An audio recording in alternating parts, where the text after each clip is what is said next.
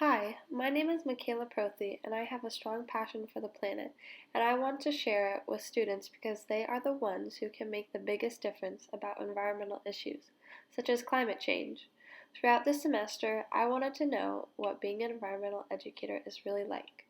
Also, I wanted to know how I can inspire my students to critically think, problem solve, and care about the environment. And lastly, I wanted to know how I can do this through using STEAM because technology is a significant part of our everyday lives.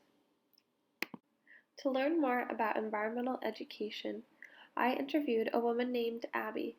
She has a degree in geology and has traveled researching from Southeast Asia to Alaska. Abby has built her career in environmental education at the Portland Audubon Society.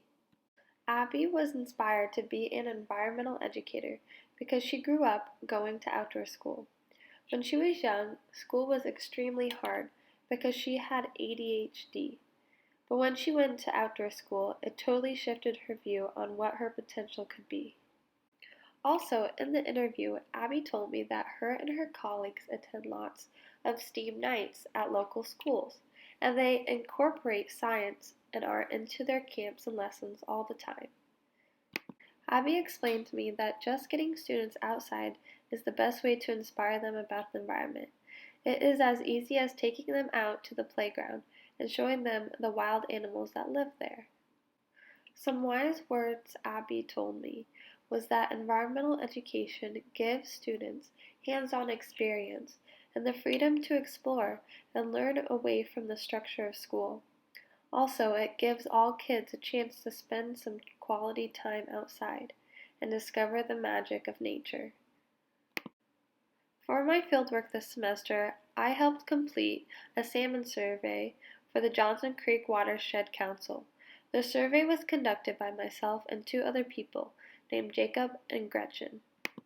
The purpose for doing the survey for the Watershed Council was to help preserve ecosystems and to calculate the total population of salmon.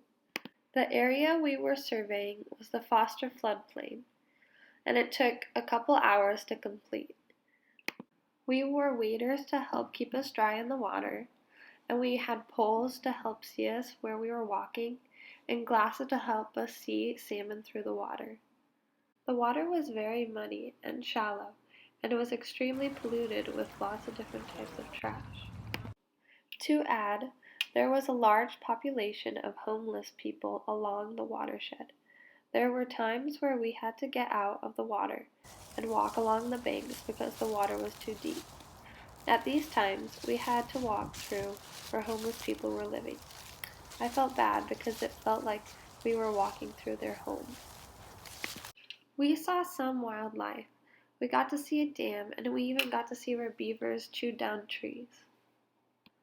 Unfortunately, we did not see any living or dead salmon in our area of the watershed. This is most likely due to the water being warm, at a low level, and really polluted. My experience with the salmon survey was very eye-opening. I saw how the effects of pollution has on species and water sources, and I can definitely see myself educating students about these issues.